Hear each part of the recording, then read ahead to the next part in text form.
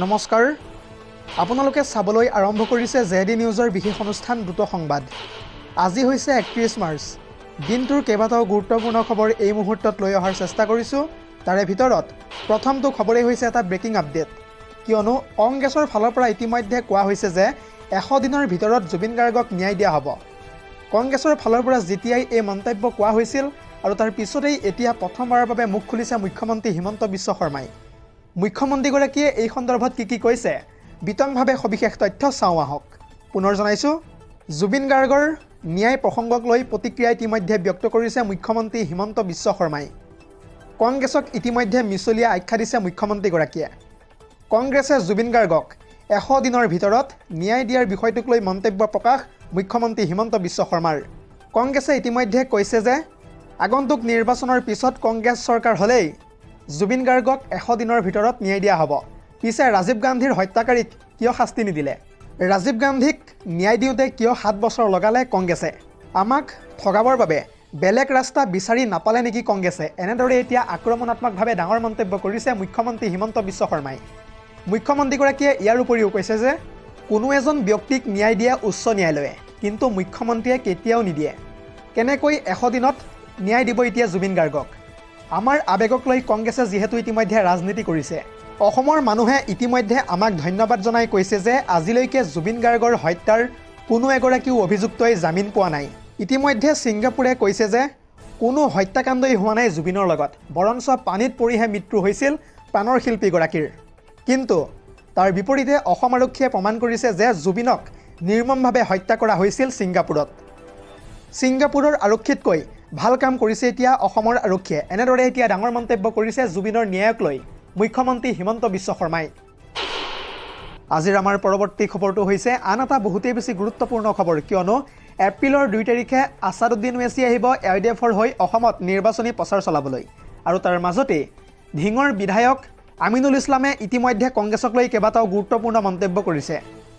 আমিনুল ইছলামে এই সন্দৰ্ভত কি কৈছে বিতংভাৱে সবিশেষ তথ্য চাওঁ আহক। পুনৰ জনাইছোঁ, 2 এপ্ৰিলত প্ৰচাৰ চলাবলৈ অসমলৈ আহিব আছাদুদ্দিন ওৱেইচি। AIDFৰ প্ৰাৰ্থীৰ হৈ জুৰিয়াত নিৰ্বাচনী প্ৰচাৰ চলাব এইবাৰ আছাদুদ্দিন ওৱেইচিয়ে। যিহেতু ইতিমধ্যে আছাদুদ্দিন ওৱেইচিয়ে স্পষ্টভাৱে কৈছে যে এইবাৰ বিজেপিয়ে অসমত চৰকাৰ গঠন কৰিব।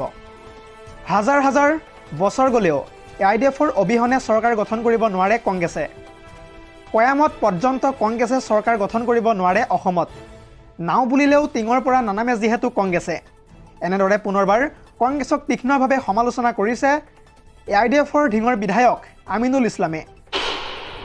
আজিৰ আমাৰ পৰৱৰ্তী খবৰটো হৈছে আন এটা বহুতেই বেছি গুৰুত্বপূৰ্ণ খবৰ, কিয়নো সাৱধান ৰাজ্যবাসী। পুনৰ বতৰে ধাৰণ কৰিছে কালৰূপ। যিকোনো মুহূৰ্তত আহিব পাৰে প্ৰচণ্ড ধুমুহা বৰষুণ। ইতিমধ্যে ৰাজ্যৰ কেইবাখনো জিলাত এলাৰ্ট জাৰি কৰিছে বতৰ বিজ্ঞান বিভাগে।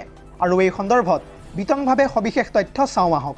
পুনৰ জনাইছোঁ, আগন্তুক 3 এপ্ৰিল পৰ্যন্ত অসম উত্তৰ পূৰ্বত হ'ব বিধ্বংসী ধুমুহা বৰষুণ। ইতিমধ্যে কেইবাখনো জিলাত বিজুলী ঢেৰেকণীক লৈ ভৱিষ্যতবাণী কৰিছে বৰজাস্থিত আঞ্চলিক বতৰ বিজ্ঞান বিভাগে। ঘণ্টাত প্ৰায় 40ৰ পৰা 50 কিলোমিটাৰ গতিবেগত আহিব পাৰে বিধ্বংসী ধুমুহা। 31 মাৰ্চ অৰ্থাৎ এই মুহূৰ্তৰ পৰা আগন্তুক 3 এপ্ৰিললৈ বতৰে ধাৰণ কৰিব পাৰে কালৰূপ। গতিকে নিশা হোৱাৰ পূৰ্বে পাৰিলে আপুনি ঘৰত আশ্ৰয় লওক। ইতিমধ্যে বতৰ বিজ্ঞান কেন্দ্ৰই এলাৰ্ট জাৰি কৰা জিলাকেইখনৰ ভিতৰত ক'বলৈ গ'লে কাৰ্বি আংলং, ডিমা হাছাও, বৰাক উপত্যকা, তিনিচুকীয়া, ডিব্ৰুগড়, শিৱসাগৰ জিলাত বিজুলী ঢেৰেকণীক লৈ ভৱিষ্যতবাণী কৰিছে বৰজাস্থিত আঞ্চলিক বতৰ বিজ্ঞান বিভাগে। কেৱল ইমানেই নহয়, অসম, অৰুণাচল, মেঘালয় সহ উত্তৰ পূৰ্বত আগন্তুক 5 দিনলৈ বতৰে ল'ব পাৰে কালৰূপ। ইতিমধ্যে বতৰক লৈ এনেদৰে পুনৰবাৰ ভৱিষ্যতবাণী কৰিছে বৰজাস্থিত আঞ্চলিক বতৰ বিজ্ঞান বিভাগে। দৰ্শকসকল, আৰু বহুতো গুৰুত্বপূৰ্ণ খবৰ আছে। যদিহে আপুনি এতিয়ালৈকে এই ভিডিঅ'টোত লাইক কৰা নাই তেন্তে এতিয়াই লাইক কৰি দিয়ক। আৰু এনেধৰণৰ খবৰসমূহ প্ৰত্যেক দিনে পাই থাকিবৰ কাৰণে চেনেলটো ছাবস্ক্ৰাইব কৰি ভিডিঅ'টোত এটাকৈ লাইক কৰি দিব। এই মুহূৰ্তত দিবলৈ লৈছোঁ আন এটা বহুতেই বেছি গুৰুত্বপূৰ্ণ খবৰ, কিয়নো পুনৰ অসমলৈ আহিব ভাৰতৰ প্ৰধানমন্ত্ৰী নৰেন্দ্ৰ মোদী। কি কাৰণে আৰু কিমান তাৰিখে অসমলৈ আহিব নৰেন্দ্ৰ মোদী, এই সন্দৰ্ভত ফুল স্ক্ৰীনৰ জৰিয়তে জনাই যাম সবিশেষ। পুনৰ জনাইছোঁ, আহি থকা 6 এপ্ৰিল তাৰিখে অসমলৈ আহিব প্ৰধানমন্ত্ৰী নৰেন্দ্ৰ মোদী। বিজেপি প্ৰাৰ্থী ৰঞ্জিত দাসৰ হৈ চলাব নৰেন্দ্ৰ মোদীয়ে নিৰ্বাচনী প্ৰচাৰ। 6 তাৰিখে পুৱা ঠিক 10 বজাত বৰপেটা ৰোডত উপস্থিত হ'বহি ভাৰতৰ প্ৰধানমন্ত্ৰীগৰাকী। প্ৰায় 10 বছৰৰ পিছত পুনৰ বৰপেটাত নিৰ্বাচনী প্ৰচাৰ চলাবলৈ আহিব ভাৰতৰ প্ৰধানমন্ত্ৰীগৰাকী। NDAৰ বহুকেইগৰাকী প্ৰাৰ্থীৰ হৈ প্ৰচাৰ চলাব অসমত এইবাৰ প্ৰধানমন্ত্ৰীগৰাকীয়ে। এই মুহূৰ্তত দিবলৈ লৈছোঁ ৰাজনৈতিক প্ৰেক্ষাপটৰ এটা বহুতেই বেছি গুৰুত্বপূৰ্ণ খবৰ, কিয়নো নিৰ্বাচনলৈ মাজত মাত্ৰ কেইটামান দিন বাকী। এনে সময়তে ৰাজ্যত ধাৰাবাহিকভাৱে বৃদ্ধি পাইছে এতিয়া নিৰ্বাচনী হিংসা। তথ্য অনুসৰি নন্দুৱাৰ সমষ্টিত এইবাৰ ব্যাপকভাৱে বৃদ্ধি পাইছে নিৰ্বাচনী হিংসা। নিৰ্বাচনী প্ৰচাৰৰ সময়তে আক্ৰমণৰ লক্ষ্য হৈ পৰিছে এতিয়া এগৰাকী কংগ্ৰেছ প্ৰাৰ্থী। কংগ্ৰেছ প্ৰাৰ্থী সুনীল ছেত্ৰীক ইতিমধ্যে আক্ৰমণৰ চেষ্টা কৰিছে অচিনাকি দুৰ্বৃত্তই। পদ্ম হাজৰিকাৰ একাংশ সমৰ্থকে আক্ৰমণ কৰাৰ অভিযোগ উঠিছে এইগৰাকী কংগ্ৰেছ কৰ্মীৰ বিৰুদ্ধে। জানিব পৰা মতে ৰেলী কৰি থকাৰ সময়তে কংগ্ৰেছ প্ৰাৰ্থীগৰাকীক আক্ৰমণ কৰিছিল দুষ্কৃতিকাৰীয়ে। কেৱল ইমানেই নহয়, ৰেলীৰ গাড়ীও ভাঙি দিয়াৰো এতিয়াও অভিযোগ উত্থাপিত কৰিছে কংগ্ৰেছ কৰ্মীসকলে। পদ্ম হাজৰিকাৰ সমৰ্থকৰ এনে দুষ্কাৰ্যৰ বিৰুদ্ধে ৰাজপথত এতিয়া প্ৰতিবাদত নামিছে একাংশ কংগ্ৰেছ কৰ্মী। ইতিমধ্যে আক্ৰমণকাৰীৰ বিৰুদ্ধে আৰক্ষী প্ৰশাসনে কোনো ব্যৱস্থা নোলোৱাৰো এক প্ৰকাৰ অভিযোগ উত্থাপিত কৰিছে কংগ্ৰেছ কৰ্মীসকলে।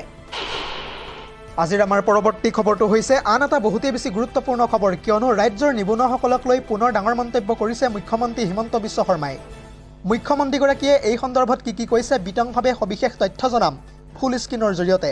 পুনৰ জনাইছোঁ, ৰাজ্যৰ নতুনকৈ প্ৰায় 25,000 যুৱক যুৱতীক দিয়া হ'ব আৰক্ষীত নিযুক্তি। চৰকাৰ গঠন কৰিয়েই আৰম্ভ হ'ব এই ক্ষেত্ৰত নিযুক্তি প্ৰক্ৰিয়া। পুনৰ 2 লাখ যুৱক যুৱতীক নিযুক্তি দিয়া হ'ব চৰকাৰী চাকৰিত। ইয়াৰ উপৰিও গঠন কৰা হ'ব দুটাকৈ নতুন কামাণ্ডো বেটেলিয়ান। লগতে 75,000 বিজ্ঞাপন ওলাব শিক্ষকৰ চাকৰিৰ বাবে। শদিয়াত নিৰ্বাচনী প্ৰচাৰ চলাবলৈ গৈ এনেদৰে বৃহৎ ঘোষণা কৰিছে মুখ্যমন্ত্ৰী হিমন্ত বিশ্ব শৰ্মাই। আজিৰ আমাৰ পৰৱৰ্তী খবৰটো হৈছে আন এটা বহুতেই বেছি গুৰুত্বপূৰ্ণ খবৰ, কিয়নো নিশা স্বামী নথকাৰ সুযোগ লৈ মহিলাৰ ঘৰত প্ৰৱেশ কৰাৰ চেষ্টা কৰিছে এগৰাকী বিজেপি নেতাই। আৰু এই ভয়ংকৰ অভিযোগ উত্থাপিত কৰাৰ পিছতে এটাৰ পিছত আনটো তথ্য পোহৰলৈ আহিছে। আৰু এই সন্দৰ্ভত সবিশেষ তথ্য জনাম ফুল স্ক্ৰীনৰ জৰিয়তে। পুনৰ জনাইছোঁ, বিজেপি নেতা ৰাজকুমাৰ সতনামীৰ বিৰুদ্ধে ভয়ংকৰ অভিযোগ বৰ্তমান সময়ত উত্থাপিত হৈছে। নিশা স্বামী নথকা ঘৰত প্ৰৱেশ কৰাৰ চেষ্টা কৰিছে এইগৰাকী বিজেপি নেতাই। বিজেপি নেতা ৰাজকুমাৰ সতনামীৰ বিৰুদ্ধে উঠিছে এই ভয়ংকৰ অভিযোগ। আৰু এই ঘটনাটো প্ৰথমতে প্ৰত্যক্ষ কৰিছিল এজন যুৱকে, আৰু তাৰ পিছতে স্থানীয় ৰাইজক অৱগত কৰে সেই যুৱকজনে। পৰৱৰ্তী সময়ত হুলস্থুলীয়া পৰিৱেশৰ সৃষ্টি হোৱাত বিজেপি নেতাজন পলোৱাৰ অভিযোগ উত্থাপিত কৰিছে এতিয়া স্থানীয় লোকসকলে। জানিব পৰা মতে এই চাঞ্চল্যকৰ ঘটনাটো সংঘটিত হৈছে হাওৰাঘাটত। কেৱল সিমানেই নহয়, শিক্ষাৰ্থীসকলকো স্কলাৰশ্বিপৰ কমিশ্যন নিদিলেও ভাবুকি প্ৰদান কৰি আহিছে এইগৰাকী বিজেপি নেতাই। ইয়াৰ উপৰিও অৰুণোদয় দিয়াৰ নামতো মহিলাক অশ্লীল ইংগিত প্ৰদান কৰাৰ ইতিমধ্যে অভিযোগ উত্থাপিত হৈছে এইগৰাকী বিজেপি নেতাৰ বিৰুদ্ধে। জানিব পৰা মতে নিজ দলৰে কৰ্মীয়ে ইতিমধ্যে উত্থাপন কৰিছে এই ভয়ংকৰ অভিযোগ। News desk report, ZD news.